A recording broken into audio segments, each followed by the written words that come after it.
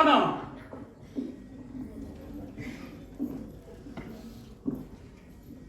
ಕಲ್ಲೂರ್ಕರ್ ಜೀವನದಾಗ ಇಂಥ ಸೋಲು ಎಂದೂ ಕಂಡಿರಲಿಲ್ಲ. ನಿನ್ನೆ ಅಲ್ಲಿ ಪ್ರಿಂಟಿಂಗ್ ಮಷಿನ್ ಸಿಗಲಿಲ್ಲ ಅಂತ ಹೈರಾಣಾಗಿ ಇಲ್ಲಿ ಬಂದ್ರ ನಾ ಬರೋದ್ರ ಒಳಗ ನಿನ್ನೆ ಪ್ರಿಂಟ್ ಆದ ಈ ಹ್ಯಾಂಡ್ ಬಿಲ್ ನನ್ನ ಟೇಬಲ್ ಮೇಲೆ ಬಂದು ಕುಂತದ. ನಾಳೆ ಮಧ್ಯಾಹ್ನ 1 ಗಂಟೆಗೆ ಅಕ್ಕ ತಂಗಿರ ಹಾಳದಲ್ಲಿ ಟಪಾಲಿ ಬಸ್ ಲೂಟಿ ಮಾಡುವ ಕಾರ್ಯಕ್ರಮವಿದೆ. ಎಲ್ಲ ನಾಡನರಿಗಳು ಹಾಜರಿರತಕ್ಕದ್ದು.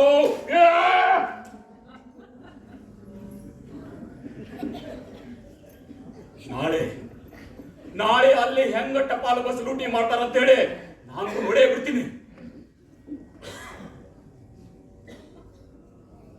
ಅದಕ್ಕಿಂತ ಮೊದಲು ಈ ಹ್ಯಾಂಡ್ ಬಿಲ್ ನನ್ನ ಟೇಬಲ್ ಮೇಲೆ ಹೆಂಗ್ ಬಂತು ಇದು ನಾನು ತಿಳ್ಕೊಳ್ಬೇಕಾಗ್ಯದ.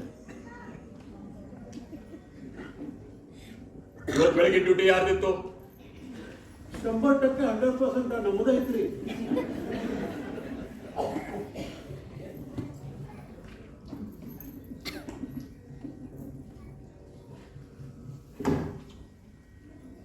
ಹಂಗಾದ್ರೆ ಹೇಳಿ, ಈ ಹ್ಯಾಂಡ್ ಬಿಲ್ ನನ್ನ ಟೇಬಲ್ ಮೇಲೆ ಹ್ಯಾಂಗ್ ಬಂತು?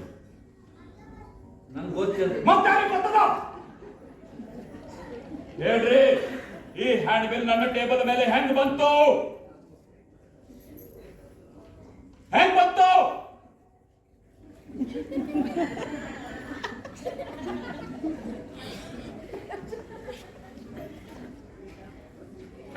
ಅಂದ್ರ ನೀವು ಇದ್ರಾಗ ಶಾಮಿಲ್ ಇದ್ದಂಗ ಆತು. ನೀವು ಮಾಡಿರೋ ತಪ್ಪಿಗೆ ಶಿಕ್ಷೆ ಏನಂತ ಗೊತ್ತದೇನು ನಿಮ್ಗ?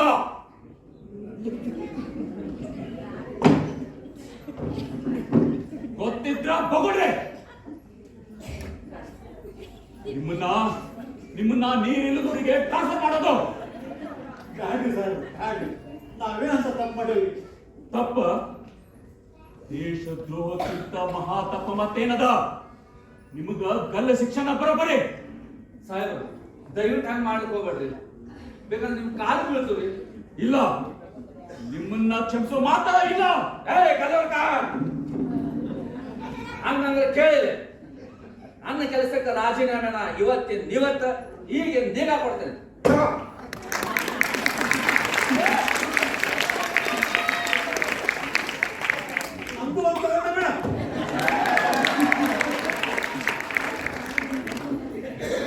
ಕಲ್ಲೂರ್ಕರ ಕೇಳಿದೆ, ಆಗಲೂ ತೊಟ್ಟು ಹೊಡ್ಕೊಳ್ಕತ್ತಿದ್ದಲ್ಲ, ಹ್ಯಾಂಡ್ ಬಿಲ್ ತಂದು ಇಟ್ಟವ್ರು ಯಾರಂತ, ಅದನ್ನ ತಂದು ನಿನ್ ಟೇಬಲ್ ಮೇಲೆ ಇಟ್ಟವ ಹಣ.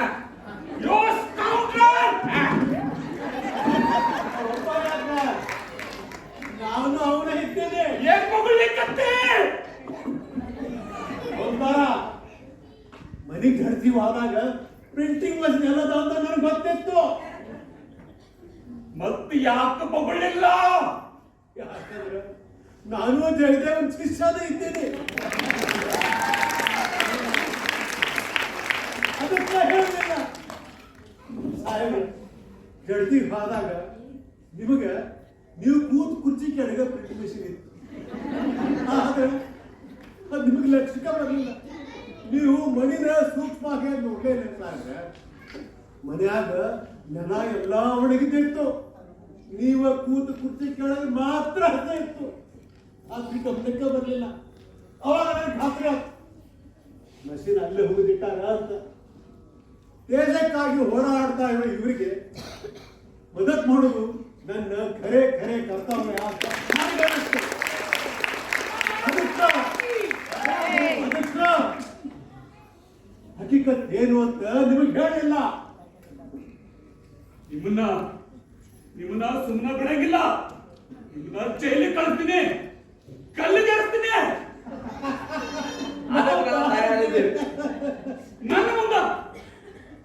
ನನ್ನ ಮುಂದೆ ನಿಂತು ಮಾತನಾಡುವಷ್ಟು ಧೈರ್ಯ ಬಂತೀನಿ ನಿಮಗ?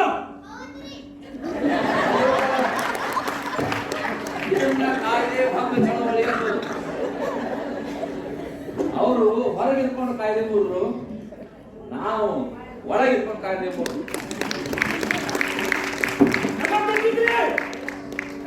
ಕೊಟ್ಟಿದ್ರಿ. ಅರೆಸ್ಟ್ ಮಾಡುವ ಇಬ್ಬರನ್ನ ನಂಬರ್ ಕೊಟ್ಟಿದ್ರಿ. बोलो भारत माता की बोलो भारत माता की वंदे वंदे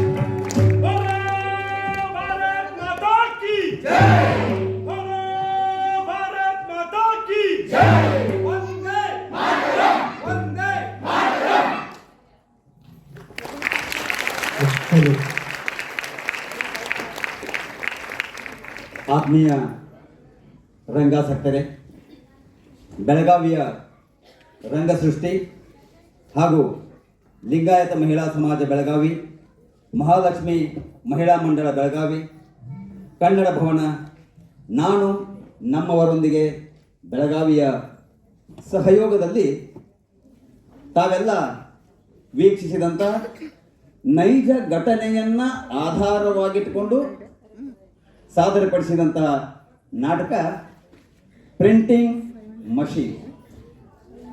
ಈಗ ಪಾತ್ರ ಪರಿಚಯ. ಶ್ರೀಯುತ ರೇಗೆ ವಾಮನ್ ಮಾಳ್ಗಿ, ಜಯದೇವ್ ಕುಲಕರ್ಣಿ, ಶ್ರೀ ಶರಣಗೌಡ ಪಾಟೀಲ್, ರಘುನಾಥ್ ರಾಜ್ಕುಮಾರ್ ಕುಂಬಾರ್, सरस्वती श्रीमती शांता आचार्य, कल्लूरकर फौजदार, विठ्ठल असोदे,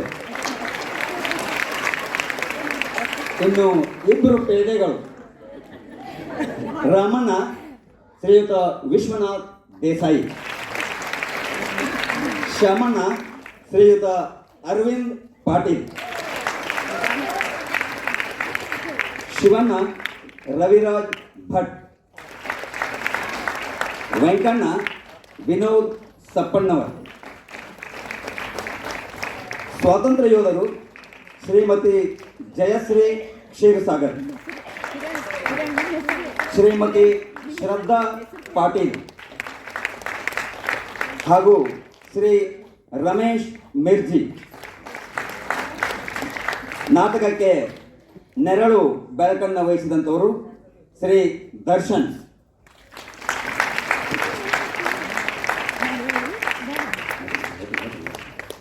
ಸಂಗೀತ ಶ್ರೀಮತಿ ಮಂಜುಳಾ ಜೋಶಿ ಹಾಗೂ ತಬಲಾವಾದನ ಶ್ರೀ ಜಿತೇಂದ್ರ ಸಾಬಣ್ಣವರ್.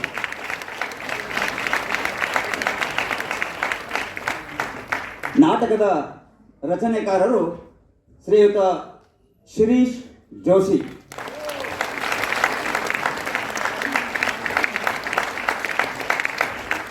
ನೆರವು ಡಾಕ್ಟರ್ ರಾಮಕೃಷ್ಣ ಮರಾಠೆ, ಶ್ರೀಮತಿ ಶೈಲಜಾ ಭಿಂಗೆ, ಶ್ರೀಮತಿ ಶಾರದಾ ಘೋಷ್. ಈ ನಾಟಕ ನಾನು ನಿಮಗೆ ಅವಾಗಲೇ ಹೇಳಿದ್ದೀನಿ, ಸ್ವಾತಂತ್ರ್ಯ ಹೋರಾಟಗಾರರ ಸಂದರ್ಭದಲ್ಲಿ ನೈಜವಾಗಿ ನಡೆದಂತಹ ಘಟನೆ. ಈ ಘಟನೆ ನಡೆದದ್ದು ಬೇರೆ ಎಲ್ಲೂ ಅಲ್ಲ, ಈ ನಾಟಕದ ರಚನೆಕಾರರಾಗಿರ್ತಕ್ಕಂಥ ಶಿರೀಶ್ ಜೋಶಿ ಅವರ ಮನೆಯಲ್ಲಿ. ಇದು ಬಹಳ ಅದ್ಭುತವಾಗಿರ್ತಕ್ಕಂಥ. ಅದೇ ರೀತಿ ಇವತ್ತಿನ ಈ ನಾಟಕಕ್ಕೆ ನಮಗೆ ಇಲ್ಲಿ ಅನೇಕ ಜನ ಈ ಒಂದು ನಾಟಕ ಪ್ರದರ್ಶನಕ್ಕೆ ಅನುಕೂಲ ಮಾಡಿಕೊಟ್ಟಿದ್ದಾರೆ. ಶ್ರೀಮತಿ ಭಾರತಿ ಒಡವಿ,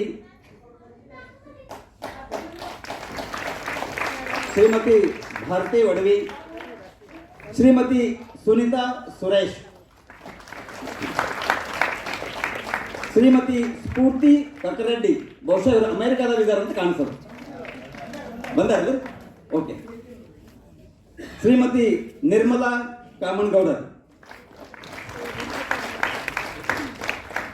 ಶ್ರೀಮತಿ ವಿನೀತಾ ಗೆಜ್ಜಿ, ಶ್ರೀಮತಿ ರಾಧಿಕಾ ಮಿರ್ಜಿ, ಶ್ರೀಮತಿ ಸುಧಾ ಪಾಟೀಲ್, ಶ್ರೀಮತಿ ಶೈಲಜಾ ಕುಲಕರ್ಣಿ.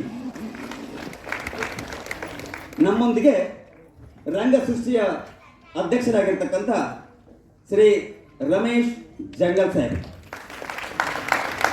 ಅದೇ ರೀತಿ ಶ್ರೀ MK ಹೆಗಡೆ ಉಪಾಧ್ಯಕ್ಷರು ರಂಗಸೃಷ್ಟಿ.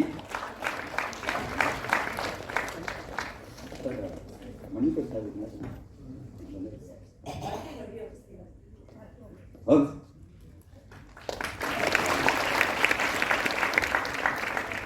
ಈಗಾಗಲೇ ಈ ನಾಟಕ 2-3ನೇ ಸಲ, ಇದು 5ನೇ ಸಲ ಇಲ್ಲಿ ಪ್ರದರ್ಶನ ಆಗ್ತಾ ಇದೆ. 5ನೇ ಸಲ ಇಲ್ಲಿ ಇದು ಇಷ್ಟೊಂದು ತುಂಬಿದ ಗೃಹದಲ್ಲಿ ಪ್ರದರ್ಶನ ಆಗ್ತಾ ಇದೆ. ನಿಜವಾಗಿಯೂ ನಮಗೆ ಬಹಳ ಸಂತೋಷ ಆಗ್ತಾ ಇದೆ. ಯಾಕಂತಂದ್ರೆ ಶ್ರೀಮತಿ ಶೈಲಜಾ ಭಿಂಗೆ ಅವರು ನಮ್ಮ ಈ ಒಂದು ನಾಟಕಕ್ಕೆ ಬಹಳ ಸಹಾಯ, ತನು ಮನ ಧನ ಎಲ್ಲದರಿಂದಲೂ ಸಹಾಯ ಮಾಡಿ ಈ ಒಂದು ನಾಟಕ ಯಶಸ್ವಿಯಾಗಕ್ಕೆ ಕಾರಣೀಭೂತರಾಗಿದ್ದಾರೆ. ಅವರಿಗೆ ನಮ್ಮ ನಾಟಕ ತಂಡದ ಪರವಾಗಿ ಧನ್ಯವಾದಗಳನ್ನು ಅರ್ಪಿಸ್ತಾ ಇದ್ದೇನೆ. ಶ್ರೀಮತಿ ನಿರ್ಮಲಾ ಕಾಮನ್ಗೌಡರು ವೇದಿಕೆಯಾಗಿ ಬರಬೇಕಂತ ನಾನು ಕೇಳ್ಕೊಳ್ತಾ ಇದ್ದೀನಿ. ಇವತ್ತಿನ ಕಾರ್ಯಕ್ರಮ ಇಷ್ಟೊಂದು ಯಶಸ್ವಿಯಾಗಿ ನಡೀಲಿಕ್ಕೆ ಇನ್ನೊಬ್ಬರು ವ್ಯಕ್ತಿ ಇದ್ದಾರೆ, ತನುಮನ ಧನದಿಂದ. ನಾವು ನಮ್ಮವರು ಸಂಘ ಅಧ್ಯಕ್ಷರಿದ್ದಾರೆ, ಅವರು ಬರ್ರಿ. ಸರ್ವಮಂಗಲ ಅವರು ಬರ್ರಿ.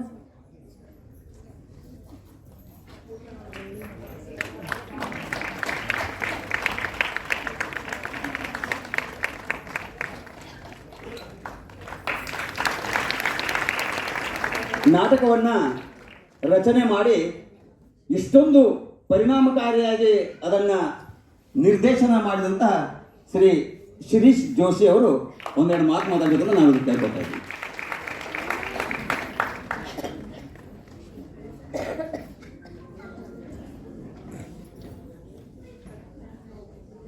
ಎಲ್ಲರಿಗೂ ನಮಸ್ಕಾರ. ಬಹುಶಃ ನಾಟಕ ನಿಮಗೆ ಒಪ್ಪಿಗೆ ಆಗಿದೆ ಅಂತ ಅನ್ಕೊಳ್ತೀನಿ. ಧನ್ಯವಾದಗಳು. ನಿಮ್ಮ ಸಹಕಾರ, ಆಶೀರ್ವಾದ ಸದಾ ನಮ್ಮ ರಂಗಸೃಷ್ಟಿ ತಂಡದ ಮೇಲೆ ಇರಲಿ ಅನ್ನುವಂಥ ಹಾರೈಕೆಯನ್ನು ಈ ಸಂದರ್ಭದಲ್ಲಿ ನಾನು ಹೇಳಕ್ಕೆ ಇಚ್ಛೆಪಡ್ತಾ ಇದ್ದೇನೆ. ನಾನು ಇಲ್ಲಿ ಹೇಳಬೇಕಾಗಿದ್ದೇನೂ ಇಲ್ಲ, ಎಲ್ಲವನ್ನೂ ನಾಟಕವೇ ಹೇಳಿದೆ. ಆಮೇಲೆ ಇದು ಒಂದು ಸತ್ಯವಾದ ಘಟನೆಯನ್ನು ಆಧರಿಸಿದಂಥ ಒಂದು ನಾಟಕ. ಆಮೇಲೆ ನಮ್ಮ ಆತ್ಮೀಯ ಶರಣಯ್ಯ ಮಠಪತಿ ಅವರು ಹೇಳಿದ ಹಾಗೆ ನಮ್ಮ ಕುಟುಂಬದಲ್ಲಿ ನಡೆದಂಥ ಒಂದು ಘಟನೆಯನ್ನು ಆಧಾರವಾಗಿಟ್ಕೊಂಡು ಮಾಡಿದಂಥ ನಾಟಕ. ಜಯಗಾರ ಕುಲಕರ್ಣಿ ಅವರ ಮೊಮ್ಮಗಳು ವಿನೀತಾ ಗೆಜ್ಜಿ ಮೇಡಮ್ ಇಲ್ಲಿ ಬಂದಿದ್ದಾರೆ ಅಂತ ಅಂದ್ಕೊಳ್ತೀನಿ. ಹಾಂ, ಈ ನಾಟಕದ ಕಥಾನಾಯಕ ಅವರ ಅಜ್ಜ ಅವರು. ನನಗೂ ಅಜ್ಜ ಆಗಬೇಕು, ಯಾಕಂದರೆ ಜಯಗಾರ ಕುಲಕರ್ಣಿ ನನ್ನ ತಾಯಿಯ ಸೋದರ ಮಾವ. ಹಾಗಾಗಿ ಇದು ನನಗೆ ಬಹಳ ಆಪ್ತವಾಗಿರ್ತಕ್ಕಂಥ ವಿಷಯ ಆಗಿರೋದ್ರಿಂದ ಅದನ್ನು ನನಗೆ ಬರೀಲಿಕ್ಕೆ ಸಾಧ್ಯ ಆಗ್ತದೆ ಅನ್ನೋಂಥ ಮಾತನ್ನು ಮಾತ್ರ ನಾನು ಇಲ್ಲಿ ಹೇಳಲಿಕ್ಕೆ ಇಚ್ಛೆಪಡ್ತಾ ಇದ್ದೇನೆ. ಆಮೇಲೆ ಈ ನಾಟಕ ಇಷ್ಟೊಂದು ಪರಿಣಾಮಕಾರಿಯಾಗಿ ಮೂಡಿ ಬರಲಿಕ್ಕೆ ಇಲ್ಲೇನು ನಮ್ಮ ತಂಡದ ಸದಸ್ಯರಿದ್ದಾರೆ, ಕಲಾವಿದರಿದ್ದಾರೆ, ಇವರೆಲ್ಲರ ಪರಿಣಾಮಕಾರಿ ಅಭಿನಯದಿಂದಾಗಿ ಈ ನಾಟಕ ತಮ್ಮವರಿಗೆ ಮುಟ್ಲಿಕ್ಕೆ ಸಾಧ್ಯ ಆಯಿತು ಅನ್ನುವಂಥದ್ದು. ಯಾಕಂದರೆ ನಿರ್ದೇಶಕ ಕೇವಲ ದಾರಿ ತೋರಿಸ್ತಾನೆ, ಆ ಹಾದಿಯೊಳಗೆ ನಡೆಯುವಂಥ ಕೆಲಸ ಮಾಡಬೇಕಾದವರು ಕಲಾವಿದರು. ಅವರು ಸರಿಯಾಗಿ ನಡೆದು ಗುರಿಯನ್ನು ತಲುಪಿದ್ದಾರೆ ಅನ್ನೋ ಕಾರಣಕ್ಕಾಗಿ ಈ ನಾಟಕ ನಿಮ್ಮನ್ನು ತಲುಪಿದೆ ಅನ್ನುವಂಥ ಮಾತನ್ನು ಹೇಳ್ತಾ ನನ್ನ ಎಲ್ಲ ನಟವರ್ಗದವರಿಗೂ ನಾನು ಹಾರ್ದಿಕವಾಗಿರ್ತಕ್ಕಂಥ ಅಭಿನಂದನೆಗಳನ್ನು ಈ ಸಂದರ್ಭದಲ್ಲಿ ಸಲ್ಲಿಸ್ತೇನೆ. ಹಾಗೆ ನಮ್ಮ ದರ್ಶನ್ ಅವರು ಬಹಳ ಸುಂದರವಾಗಿ ನೆರಳು ಬೆಳಕಿನ ವ್ಯವಸ್ಥೆಯನ್ನು ಇವತ್ತು ಕಲ್ಪಿಸಿದ್ರು. ಈ ಹಿಂದಿನ ನಾಟಕಗಳಲ್ಲಿ ನಾವು ನೆರಳು ಬೆಳಕಿನ ವ್ಯವಸ್ಥೆ ಮಾಡಿದ್ದಕ್ಕೂ ಇವತ್ತಿಗೂ ಸಾಕಷ್ಟು ವ್ಯತ್ಯಾಸ ಇತ್ತು. ಸೊ ಅದಕ್ಕಾಗಿ ಕೂಡ ಅವರನ್ನು ನಾನು ಧನ್ಯವಾದಗಳನ್ನು ಹೇಳಲಿಕ್ಕೆ ಇಚ್ಛೆಪಡ್ತಾ ಇದ್ದೇನೆ.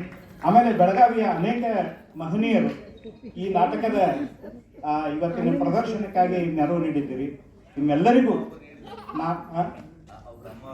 ಈಗ ಒಬ್ಬರ ಅಮ್ಮವ್ರು ಯಾರು ಅವ್ರಿಗೆ ಗೊತ್ತಾಗಲಿಲ್ಲ, ಕಿರಣ್ ಸಂಬರ್ಗಿ ಮೇಡಮ್ ಅವರು ನಮಗೆ ಒಂದು ಆಶೀರ್ವಾದವನ್ನು ಮಾಡಿದ್ದಾರೆ. ಅವರಿಗೂ ಕೂಡ ನಾನು ಇಡೀ ತಂಡದ ಪರವಾಗಿ ಕೃತಜ್ಞತೆಗಳನ್ನು ಸಲ್ಲಿಸ್ತಾ ಇದ್ದೇನೆ. ನಿಮ್ಮ ನೆರವು, ನಿಮ್ಮ ಅಭಿಮಾನ, ನಿಮ್ಮ ಪ್ರೀತಿ ಇದೇ ರೀತಿ ಇರಲಿ. ಎಲ್ಲರಿಗೂ ಶುಭರಾತ್ರಿಯನ್ನು ಹೇಳ್ತೇನೆ.